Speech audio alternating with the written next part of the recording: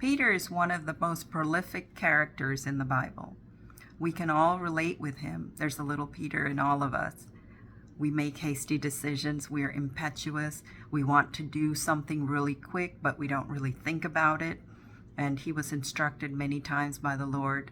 But the Lord, when he called him to be one of his disciples, he left everything and followed him.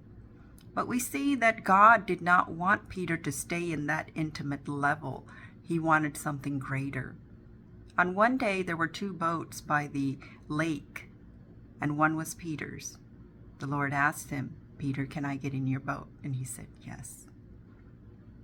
See, the Lord never imposes himself upon anyone's life, but he will ask if he can come in. And so it is, once you open your heart to let him in, he's king. He's going to take precedence over your life, because he cannot remain in a position that he is not used to. He is King of Kings and Lord of Lords. And that story is so beautiful in how the Lord deals and helps Peter in a higher walk with him. Then he gets into the boat, and then he says, "Push away from the shore." And then he says, "Let's launch out into the deep and then catch some fish." There's a progressive growth in Peter's life when he decides to let the Lord come into his boat. First of all, he had to get Peter alone with him. The second is he had to push away from the shore, because when he pushes away from the shore, the cares of the world become less. People that can detract him from his walk with the Lord. It is in intimate moments with the Lord, when you sit in prayer, when you read his word, that you start growing in him. And then he says, let's go out a little bit deeper. When he goes into deep waters, there's a level of trust and intimacy that is greater, because that's where the oceans can rise, the tides can go up. And then he gets to have rooted, strong, anchored faith in the Lord.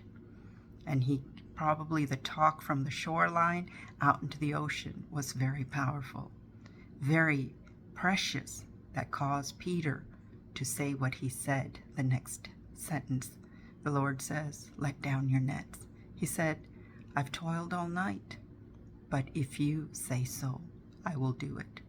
How many times the Lord has asked us, we know what to do, and we've given up hope, but our response should be, "Lord, if you say so, I will obey one more time, and I will leave it to you." It is in obedience that the Lord responds to our prayers. It says, "If you love me, you will keep my commandments." The Lord responds to obedience. He loves us. He understands our emotions. He understands everything we go through. But in order for him to hearken or to hear our cry, we have to obey what he says. And then Peter, he becomes one of the most greatest apostles of all time.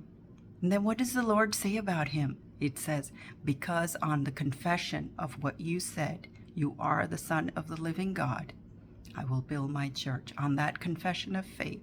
So we all have that confession of faith. You are the Son of the living God. And then we are his church. We are a body that's moving forward, proclaiming his good work, witnessing about him, and launching out into the deep. Like Peter, we can be fishers of men. May the Lord bless you.